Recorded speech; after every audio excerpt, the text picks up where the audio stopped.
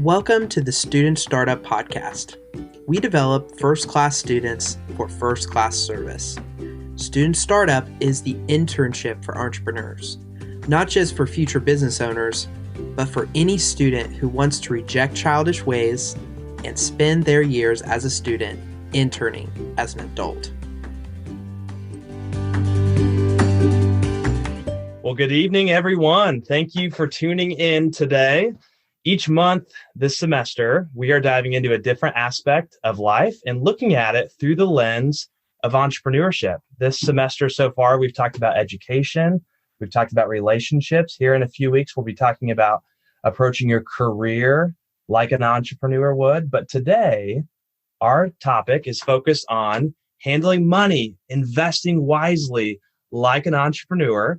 And I'm joined today by one of the most entrepreneurial people I know, my good friend, my mentor, Dr. Kevin Hoppeck. Kevin, thanks for giving us some of your time today. Hey, thank you so much for the chance to join with you. It's always a joy to spend time with you, Joe, and have the opportunity to talk about life. And frankly, I think you got it a little wrong. I think you're my mentor. I say you're my younger mentor because you keep me fresh, you keep me relevant, and you keep me fit. So I appreciate you. Well, you're too kind. You're too kind. So, Kevin, I remember a story you shared with me a couple of years ago, which really kind of stuck in my mind as like, man, that's what it means to approach life with an entrepreneurial mindset. It involved you in your medical practice. It involved a nursing home and a dead tree in the landscaping. Could you share that story with us today? Yeah, that's great. And I think just keeping in mind, being an entrepreneur just simply is looking for ways to bring value to the world around you and the people around you. And you look for those ways where there can be a win for others and win for you. So looking to bring value. So I'm sitting and I'm doing work at the office, sitting at my office working on paperwork and such. And every day I'm looking out my window and I see across the parking lot, not our parking lot, but the next parking lot, a tree. Now it was a dead pine. The leaf blight had happened. And so this pine tree had died. And so every day I'm looking out the window, this dead tree in the side yard of the nursing home next to us. And I said, that tree needs to go. And just something inside me said, you know what? They need that tree gone. And frankly, they would be willing to pay to make that tree go away. And I think the lawn boy in me got the best of me. And as I thought about opportunities that my daughter would have, for instance, to actually be able to earn money toward going to camp, it would give us the opportunity for her to get money for camp. They get rid of an eyesore, and I don't have to look at a dead tree anymore. It looked like a win-win situation for everyone. So literally, Dr. Hoppeck walks across the parking lot, goes over and talks them into allowing me to them to pay me to take away their tree. So within a week, that tree was gone. My daughter gets the money. I get a better look, and they have no more dead tree, and they have a more beautiful surrounding. So again, looking for opportunities to bring value to other people. Kevin, I love that story. It's a little crazy to me, though. As a medical doctor, you probably didn't need the $200 that bad. But this mindset of looking for ways to create value, you knew what a bigger company would charge to do that. You saw an opportunity to bring your kids on in the journey.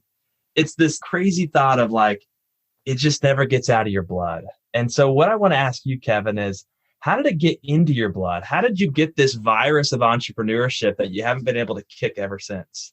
That is such a great question. And, it starts out young. I think of your daughter. I think of my kids. They catch our values very, very early. And I think I was very similar. And my father was entrepreneurial, always looked for opportunities. And I remember one of the early situations, Dad would tell the story. I was probably around 10 years old, came to him and said, Dad, I want an allowance. He said, well, son, you really don't need an allowance. You don't even need money. What you need is a job. Because if you've got a job, you have the ability to earn that money. You don't need, you just need an opportunity.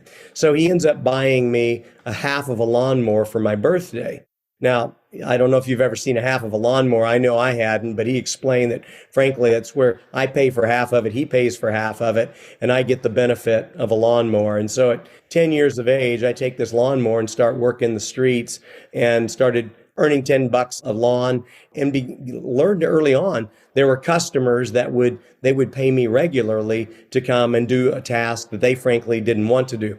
I didn't mind doing the task, and it gave me the opportunity to have value, to actually have money that allowed me to do things that otherwise I would not have had the opportunity to do. So I think Dad really taught that early on. And so I think as you start working hard for $10 an hour, when you see an opportunity to take a tree down for $100, it starts to look like a really good deal. You're continually looking for ways in which to provide a service, provide an honest service for a fair amount, bring value, and then reap rewards for yourself in that. I love that. Kevin, thanks for sharing that. So the other thing I like about your story, even before of hearing how that started with Boy Scouts work and upgraded to lawn mowing, how did you go from lawn mowing to being a physician? Tell us kind of that piece of the journey. So I don't know about you, because I know you were in the lawn business as well, as how you got your start. Neither of us were ever called to be lawn boys. That was not our calling. That was not our life's ambition, but it was a means to get to that calling or that life's ambition. And I love people. I loved science. Was a good student, and I really had a desire to make a difference in people's lives. And that all kind of coalesced in the dream of someday becoming a doctor. But I had a huge block in the sense that, I came from a family growing up in a very modest neighborhood in Wichita, where we just did not have the money, not the money for college, and certainly not the money for med school. We knew what that was going to take. And I remember saying to Dad, this is what I really wanted to do. And he said, that's fine, but just understand that we're not going to be able to buy that for you. You're going to have to provide. And I think sometimes the need or that hunger of recognizing there's something that is even greater that you want to do will sometimes spur within us a drive and even an imagination, a creativity to look for ways to make that happen. And that certainly was the case as it related to that. And so work was always a part of my life, and looking for ways to save money that then would allow me to realize my dream of becoming a physician. So how did you pay for medical school? You mentioned your dad, you mentioned a little bit of savings, but how could a $10 a lawn pay for medical school? There's a lot of students listening here who may say, hey, it sounds nice, but I've got big goals and not very much money. Is it actually possible? Walk us through how you innovated and created something that could make your dreams possible. Well, keep in mind, you're not going to achieve some great financial success overnight. It really is a lifestyle. It's a philosophy. And it's something that is diligent, and it seems slow getting started, and it takes years. But the fact of the matter is, you can grow and take advantage of the opportunities that come your way and come to a better place. So I think as a sophomore in high school, I had started working for a painter and was working in the summertime full time for the painter.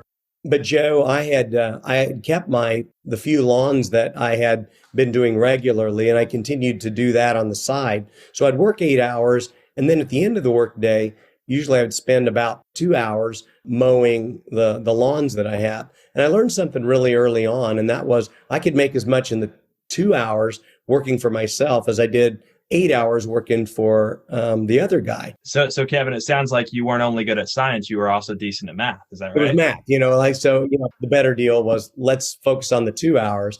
And the calculus was this, that if next year I would get twice as many lawns at the same rate, I could get the same amount of money. Well, I could actually earn twice as much money in just 4 hours rather than the 8. So actually I chose to do that, doubled my lawns the next year.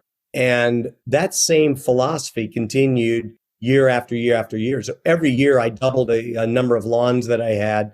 And so pretty soon there was more lawns. By the time I graduated from high school, there were actually more lawns that I needed to take care of than I could do on my own, and brought a buddy on board and paid him to mow with me. And so really by the time we are into college, I've got 3 guys working full time with me. And that was enough. That was enough to actually cover the cost of college in real time. Unbelievable. Cash flowing college, cash flowing medical school. Unbelievable. So friends, let's track with that, right? So we went from a Boy Scout selling popcorn to a lawn boy to a lawn care business owner with several employees to college. And then tell us that last little bit from college to med school. Yeah. So the med school was actually in Kansas City. So this is where I began to learn that it was going to be critically important that I had someone who would actually manage that as well. And so being able to hire one of my early employees to be the manager, they would then care for the day-to-day operations of the business. I continued to maintain customer support as well as doing all of the billing and the back office work. And that gave me the ability to continue to have a steady income stream during medical school. And again, allowed me to be one of those unusual situations where I actually was able to come out of medical school, not just without debt, but also with a thriving business, and was able to sell that business later on to purchase most of the first house that we moved into. Students who are listening, I hope you caught that. One of the keys to being successful financially, one of the keys to building wealth is owning things, right? Owning assets, a business, a rental property, a home, right? Something that is producing for you and for others. And it's neat to see how Kevin built this asset, which he was then able to sell and then buy his next asset. I love that, man. So as we think about this specific topic of like handling finances, one of my observations is on occasion, you'll see an entrepreneur who's really good at making money, but better at spending money, right? They think in terms of production in their business, but when they get their money, they put on their consumer hat and it's just, I'm going to spend through it. It's the way they use their personal money. Like they would never spend money in their business the way they spend it in their personal life. So walk me through this, right? So you've worked hard your whole life. You are now a successful physician with some money in the bank. I mean, many people would say, hey, this is the time to live it up and to, go on fancy vacations and buy new cars. How did your view of money change once you started having more of it? Well, I don't know if it changed when I had more of it. I think I recognized early on that, that money was neither good nor inherently good or evil, but it was very powerful and it was a tool that could be used for good or it could be used for evil. And quite frankly, recognizing and having the respect for money and recognizing that it would buy me some opportunities later on caused me to be frugal early on. And it's not that I really thought that I wanted to deprive myself of all the joy in life. That was never it. It was just making sure that I was going to spend my money on things that really mattered, things that I really cared about, because I knew what it took. I knew what it took to make that money. It made me a lot slower to spend that. And so I never felt, and maybe that's why as a well-off physician, I still have that same respect and approach for what money can provide and what it can't provide. And what it can't provide is joy. Yeah, it can certainly give us some opportunities, but happiness would never come with a pile of money. And frankly, we recognize, and Joe, we talked about this a lot, that we really don't believe ourselves to be owners of that money. That money is not ours. It is all is the Lord's, and we have the opportunity to steward it well. And frankly, I think that someday you and I'll give account to how we use that tool, how we use those blessings that God has given us. And so that always stands back there. I want to be a good steward of all of my resources. And that means buying things, doing things with that money that are going to be meaningful, that are going to bring joy, that will bring opportunity to others, and will make, in many ways, our society a better place. Hmm. Kevin, I want to lean into a few specific kind of money hacks and tips and really kind of what you did and what you would advise others to do. And as we ask Kevin to do this, you'll see this rhythm every month where we take a story from an entrepreneur and we connect it back to these principles, these entrepreneurial principles that can be applied to all of life. And, Kevin's hit on one of them already. This idea of you got to be hungry. You can never lose your hunger to do two things. One is to serve people, look for opportunities, and two is to steward resources. To Kevin's point, all belongs to God. We are merely stewards. How we use his resources really matters. Time, money, gasoline in your tank, all of it belongs to him, and we are stewards. So let's keep diving in, Kevin. So tell us more about just kind of general principles for making the most of what we have. Yeah, so before even we get to investing, let's just talk a little bit about money and money management. I think the most basic concept that if I only had one thing that I wanted a person to get tonight, is to learn to live within their means. And what does that mean? Well, to me, it means always, or I should say, never living on more than 80% of the money that you bring home. So whatever your take-home check is, your budget, your spending plan needs to be for 80% of that check, of that amount, no more than 80%. Now, it could be less than that. You might choose to live on 50%. Now, that's a little bit crazy. I would tell you that's actually what my wife and I did in the first years of our marriage. And we chose to live on 50% of what we brought in. We lived very, very, very frugally, and that allowed us a lot of margin for saving, investing. But that I'm not sure, as I look back at that was as healthy as maybe 80%. So the reason 80%, 10% of that, I believe, still needs to be in the generosity category. I think we need to live on no more than 80%, but we provide 10% of that then for generosity. For me, that's the tithe. That is the tenth that we give to our church. And I think that's an important piece. Even if the church was not an important part of your life, giving is such an important discipline. And frankly, I call it greed insurance. It allows us to have others focus on others more than just ourselves. So that 10% is really an important piece that needs to be given away. We can talk more about that after a while. But that other 10% is really what we use for the savings and the investing. So if you can save 10% of what you earn at all times, it's a slow, methodical race to abundance. And I would promise you that for our listeners, if they can learn and always live on no more than 80% of what they bring in, invest or save 10% of that, give away the other 10%, not only will they be healthy, I believe they will be wealthy, and they will always have more than they need. And pretty soon you are able to then allow your money to start working hard, even as you continue to work hard. So I hope you guys heard that. This idea of work hard for your money and let your money work hard for you.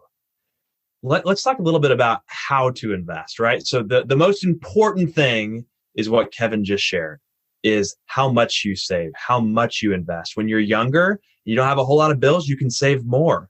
When you have a young family, you may only be able to save 10%, which is a great place to be as well. So Kevin, what are wise investments that young people should be making?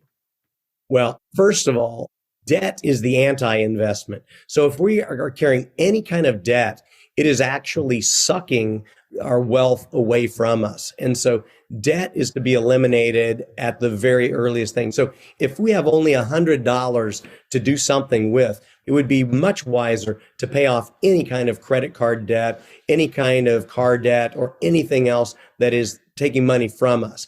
And so I think that becomes really critically important. And I also think even before you get to the investing, you need to save. You've got to save a certain amount because frankly, life happens. And so having a 3 to 6 month buffer of cash to replace the tire that blows, or to replace the alternator in your car, or perhaps to buy a new lawnmower when it throws the rod. It's just going to be important that you have a buffer of savings. What do you think is the right amount there, Joe? Well, it depends on the stage of life. So like the principle Kevin shared is agreed on by most well-versed financial advisors, is this idea of 3 to 6 months of your expenses. Let's think about it. If you're 15 though, what real expenses do you have if you're in an emergency, right? So if something happens, well, in most families, your parents will still feed you. Maybe you have to turn off your cell phone. So if you've got low bills, I'd say $500 is plenty. If you are a college student living on your own with a $700 a month rent, maybe $4,000 to $5,000 is better. But to Kevin's point, if something bad happens, which by the way, that's the world we live in, bad things happen, are you ready for a rainy day? If bad things happen, can you survive for 3 to 6 months until you figure out your next deal? That'd be a good amount to have in reserves. And the rest of it, let's get it working for you. What do you think? Yeah, I think that's exactly right. Now, the only thing I would add to that is that you have some expenses that you just know are going to happen. You know that if you're driving a 1995 Toyota and it's on its last leg, it would be wise to maybe save up $3,000, $4,000 for that next used car that you know you're going to have to purchase. So if there's an expense or a purchase that's in the near future, you definitely don't want to invest that money because you're going to need it. And the last thing you want to do is to go into debt on a predictable expense that's coming up. So rather than invest and tie up money, you're actually going to want to save for those expected costs that you can see in the foreseeable future. What do you think about that?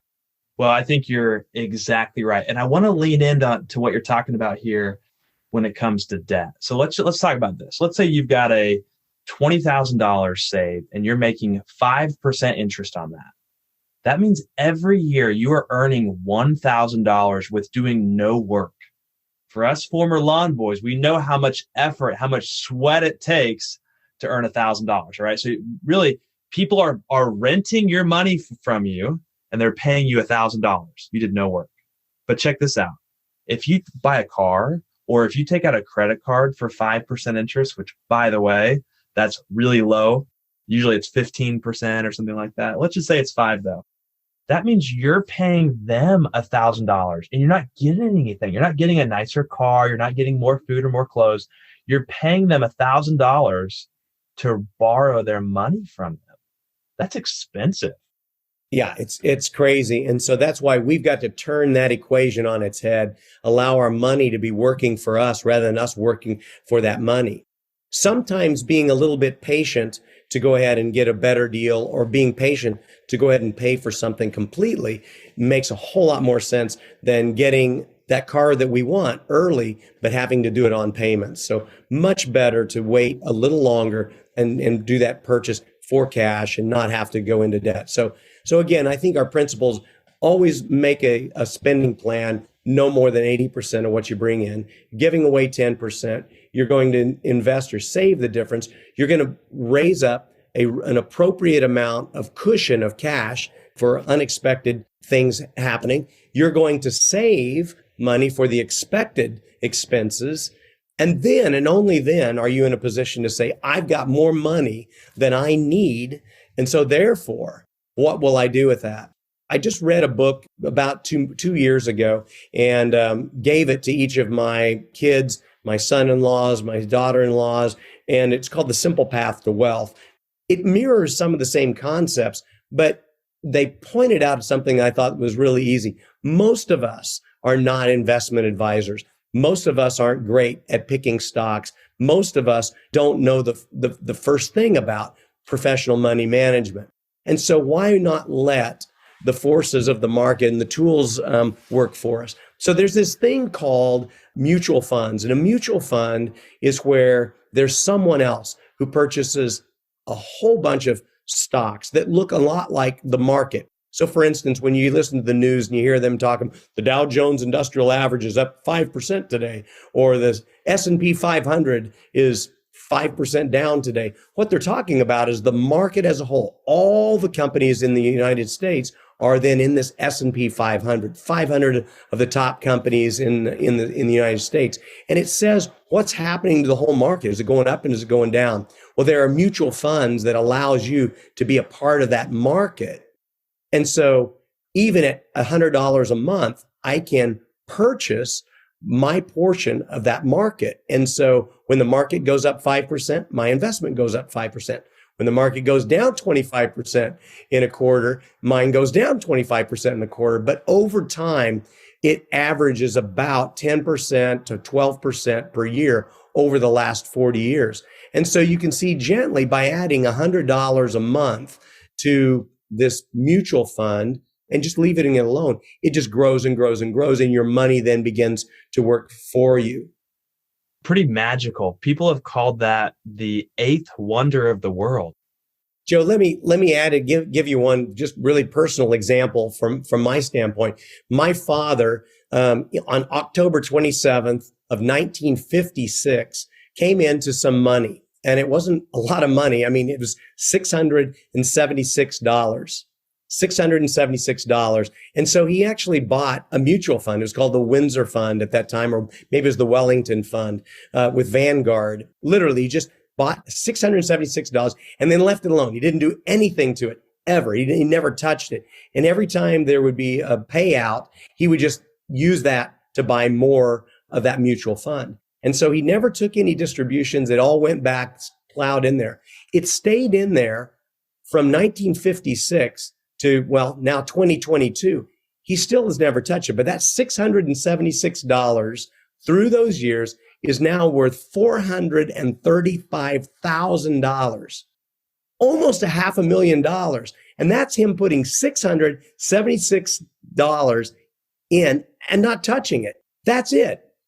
Well, and this is why this is so exciting, right? I don't know how old your dad was when he did that. Probably pretty young, mid-30s perhaps. Yeah.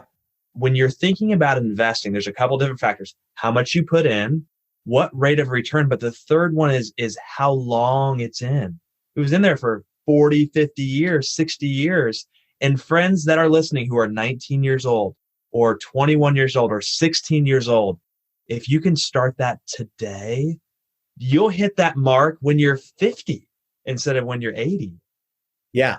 Well, no, actually, that's exactly right. I did the math earlier today, and I said if you were 15 years of age, so if you're a sophomore in high school and you began really modestly, $100 a month going into a mutual fund, $100 a month, and you don't stop, you just continue it. By the time you retire at age 65, that is $1.4 million. Every 15-year-old here could be a millionaire times two if they simply would go ahead and put $100 aside into the market, walk away and forget about it.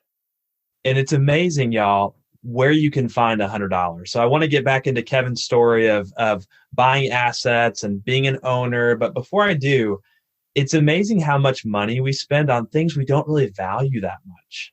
So Kevin, I want to ask you, what are some things that you skimped on, that you saved money on, that you didn't even miss?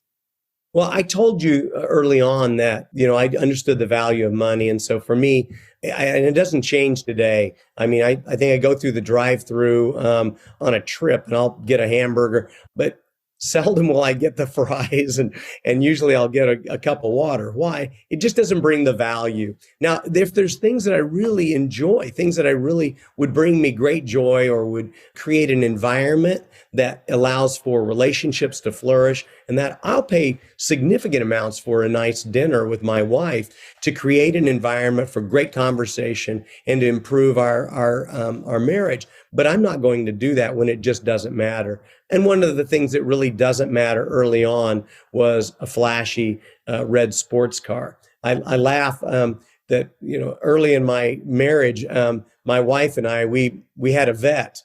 But it wasn't a Corvette, it was a Chevette. It was this $200 car that we had bought that wasn't running. And we got that thing up and running, and it gave us the opportunity to have transportation to our jobs. And then we're able to build the nest egg that allowed for us then to have the home that to build the house of our dreams, to take and do great family vacations on the coasts, to have the opportunity to make a substantial impact in the lives of other people in various parts of the world and in our own community. So, it's not that I think we should not spend money. It's just that I think we should really spend our money wisely and spend it on the things that bring real value to our families and to those people around us.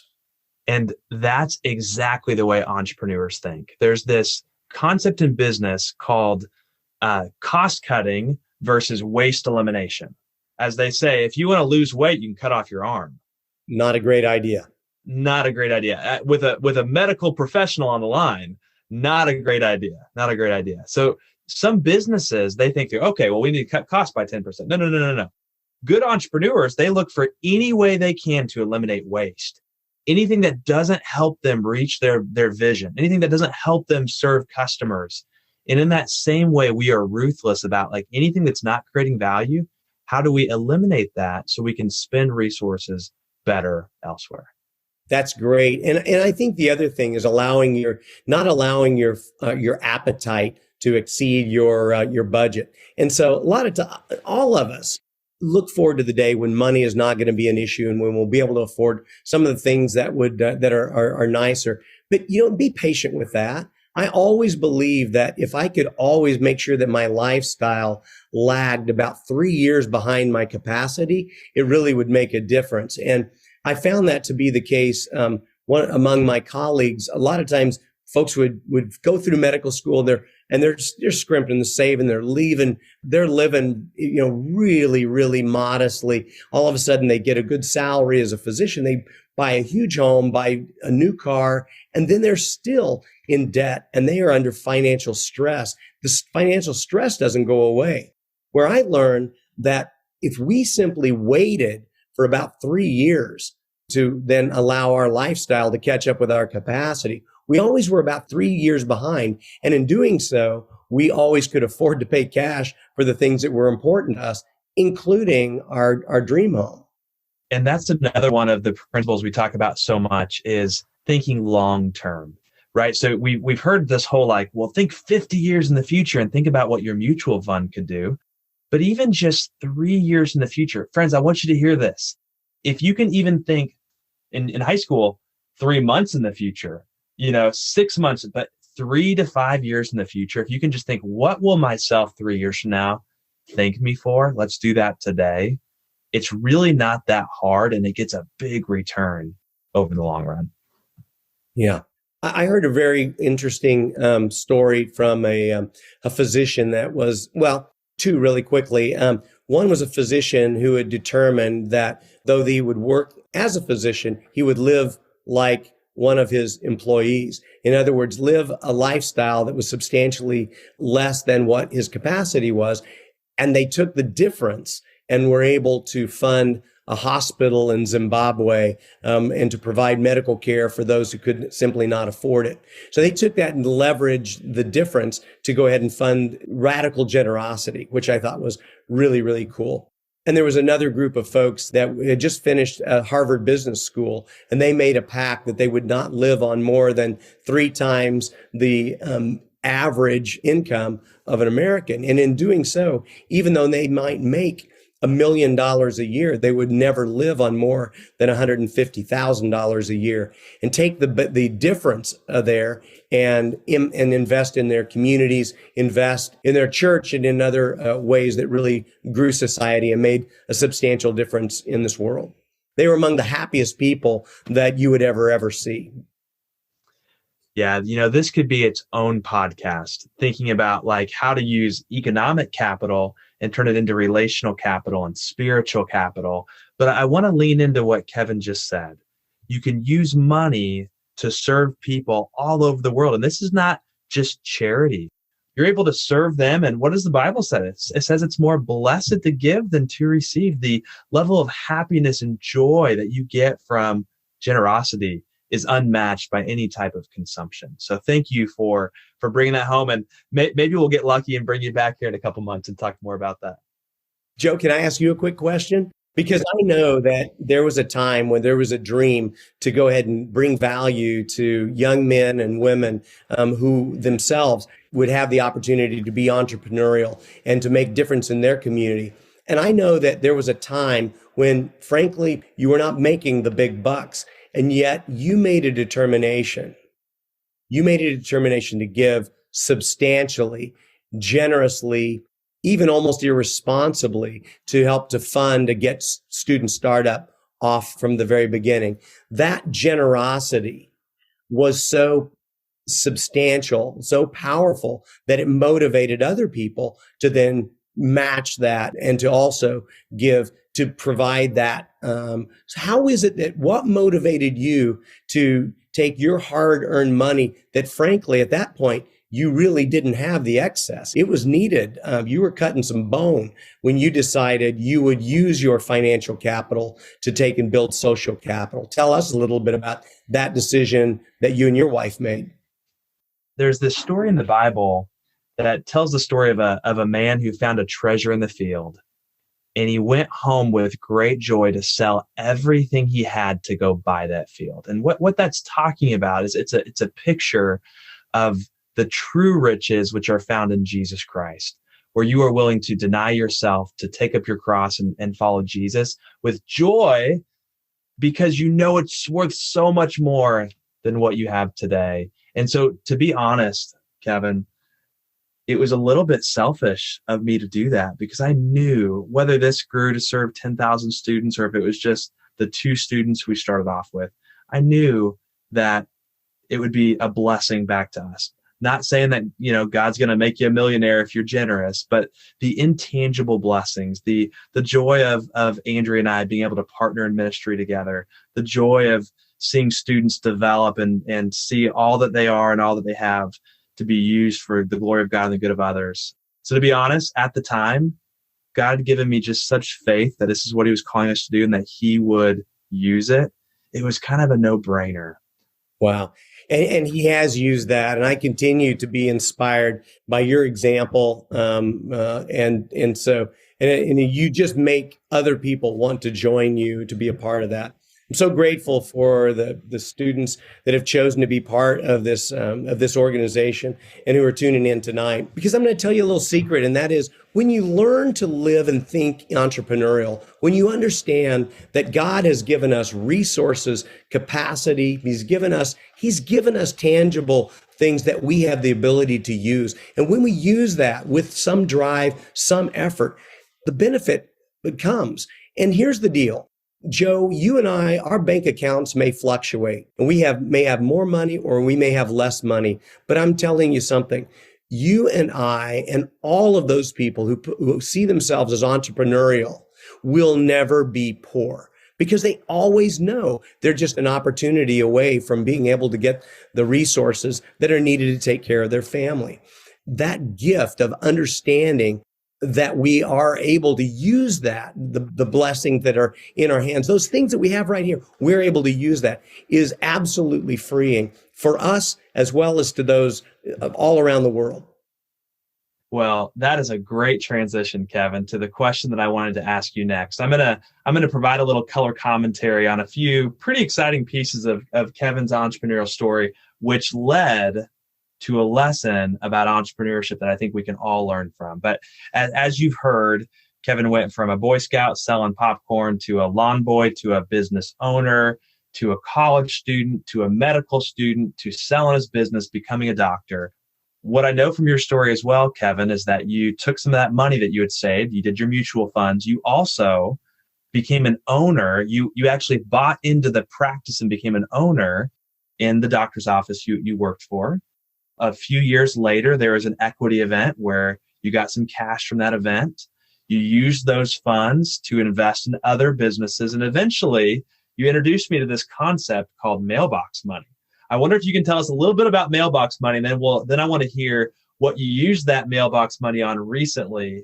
Yeah, so those are some big terms. And I just, real simply, is that when you may find that 2 different times. One was with my lawn business. When I was able to sell the lawn business, we were able to take that value and actually purchase a good portion of the first home that we owned. And that was an opportunity to take the equity that was in the business and use that in a way that was going to really bring value to our family. The other time was an opportunity where we saw some changes in medicine and determined that it was important that we merge or that we combine our efforts with a hospital system and be part of what we call a vertical integrated system. Well, in doing so, they paid us for the value that was in the medical practice. Instead of, again, spending that money, I chose to take and make 2 rather large investments, one in a bank and another one in a medical real estate. Fortunately, through a number of years and a lot of work with that, we've seen that amount become 10 times that. And so was very, very helpful. It has allowed what we call mailbox money, is when your money is going to work for you and those dividends begin coming in on a monthly basis. We call it creating various streams of income beyond just your daily job. So it may be such that through the investments that you make, that before long, you are making a good portion of your monthly income from these investments. So they come, your money is working as hard as you are. And that is our blessing.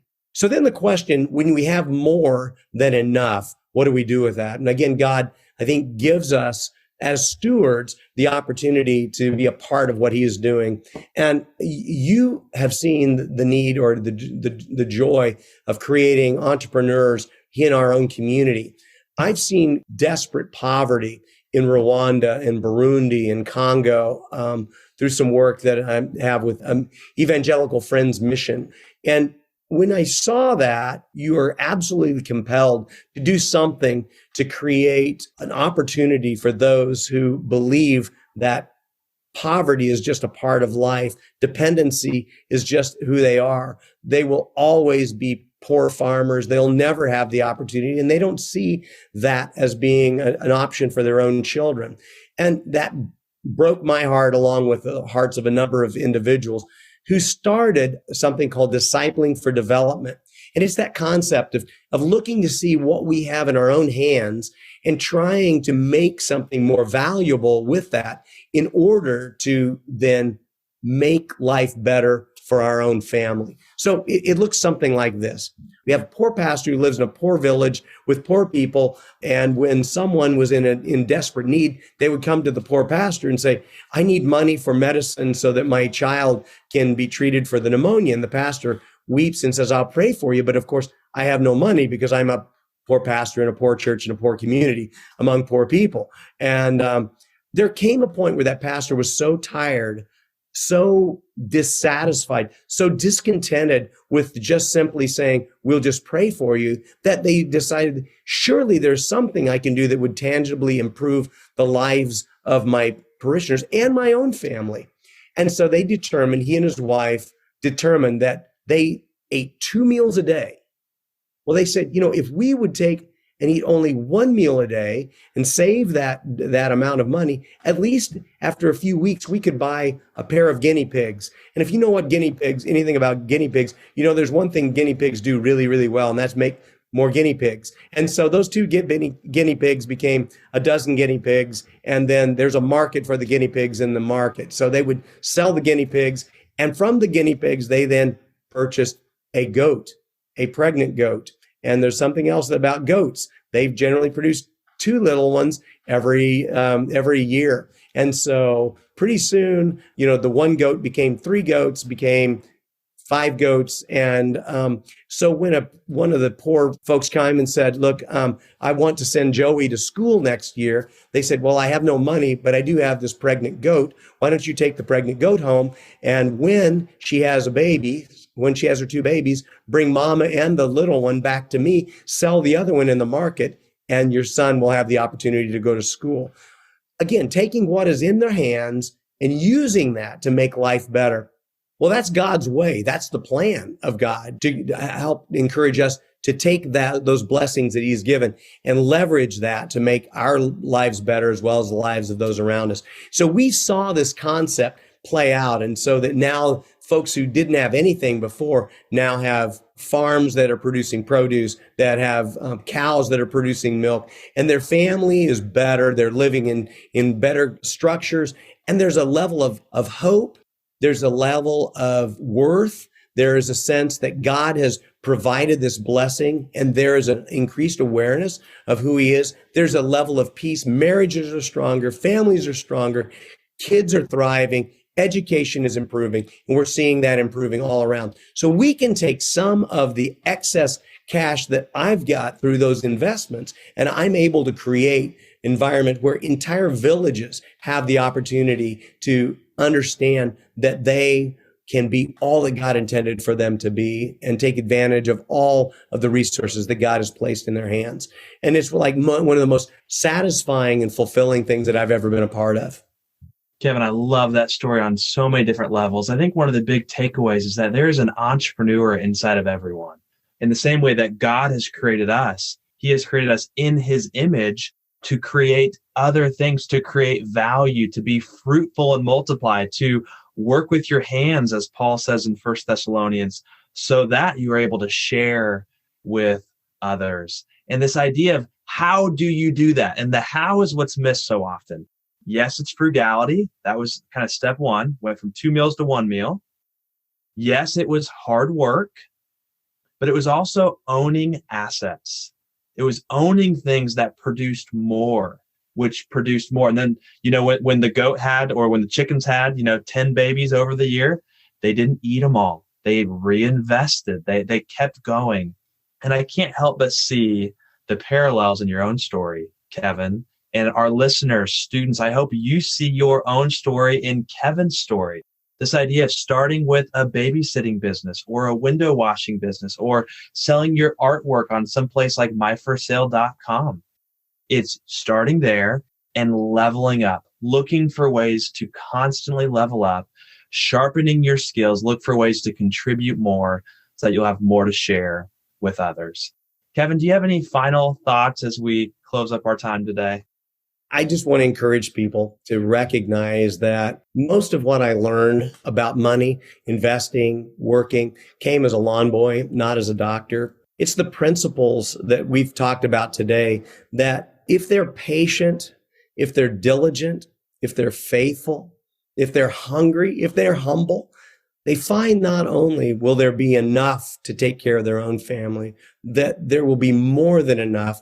They have the opportunity to bless those around them, and not just with money, but frankly, with joy and happiness, with security. And again, I hope they would take some and recognize that you create spiritual capital, even as you create economic capital, and that is becomes maybe some of the more important things that you have in life. So yes, it's important. This entrepreneur, continue to grow, be patient, be diligent, be creative. And I think you'll find a level of satisfaction in life that I think most folks can only dream about.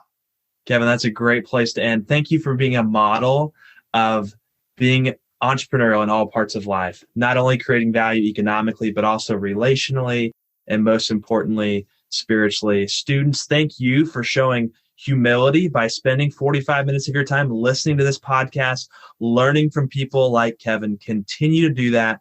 Continue to think long-term, and you'll be glad you did. Kevin, thank you again for spending your evening with us. Thank you.